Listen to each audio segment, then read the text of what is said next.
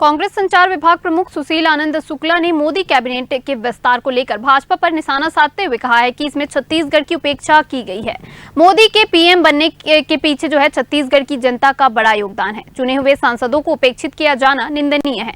कम से कम 2 कैबिनेट मंत्री बनाया जाना छत्तीसगढ़ का अधिकार था। राज्य मंत्री के रूप में बीजेपी को संतुष्ट होना पड़ेगा।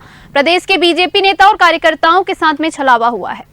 बीजेपी के दिग्गज नेता बृजमोहन अग्रवाल को मोदी कैबिनेट में जगह नहीं मिलने पर सुशील आनंद शुक्ला ने कहा है कि बृजमोहन को उपेक्षित करने के लिए मंत्रिमंडल से हटाकर उन्हें सांसद बनाया गया। जो कि अपेक्षा कर रहे थे, उनकी अपेक्षा गलत थी। बृजमोहन अग्रवाल के पर कतरने के लिए उन्हें सांसद बनाया गया। छत्तीसगढ़ के राजनांदगांव रेलवे में संदिग्ध रूप से 16 लड़कियों के मिलने पर कहा है कि जब जब भारतीय जनता पार्टी की सरकार बनती है, माताएं बहनें असुरक्षित होती हैं। रमन सरकार में 28,000 से अधिक माता बहनें लापता हुई। वही दौर फिर से लौट आया है। इस मामले पर विस्तृत जांच की जानी चाहिए। कैबिनेट के विस्तार में मोदी कैबिनेट के गठन में छत्तीसगढ़ की उपेक्षा की गई। लगातार छत्तीसगढ़ की जनता ने 90% से अधिक सीटों पे भारतीय जनता पार्टी को जिता के वहाँ भेजा है। यदि मोदी फिर से प्रधानमंत्री बन रहे हैं तो छत्तीसगढ़ की जनता का बड़ा इसमें योगदान है। अब छत्तीसगढ़ के चुने गए सांसदों को इस प्रकार से उपेक्षित किया जाना बेहद ही निंदनीय है। कांग्रेस पार्टी इसकी निंदा करती है।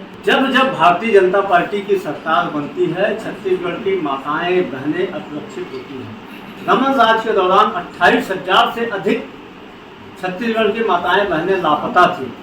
दिल्ली मुंबई के दूरस्थ क्षेत्रों में, दिल्ली मुंबई के संदिग्ध क्षेत्रों में उन्हें ले जाया जाता था। एक बार फिर से मुझे ऐसा लगता है कि वही दौर शुरू हो गया है। यदि ये संदिग्ध युवतियाँ पकड़ाई हैं तो इसकी विस्तृत विवेचना की जानी चाहिए। इनको कहाँ ले जाया जा रहा था, क्यों ले जाया जा रहा था, इसके पीछे कौन सा गिरोह है, इन सारी चीज़ों की शुद्ध विवेचना होनी चाहिए। और हमारी माताओं बहनों को सुरक्षित रखने का अधिकार रखने का दायित्व सरकार का है। सरकार अपने इस दायित्व का तत्काल निर्वहन करना चाहिए।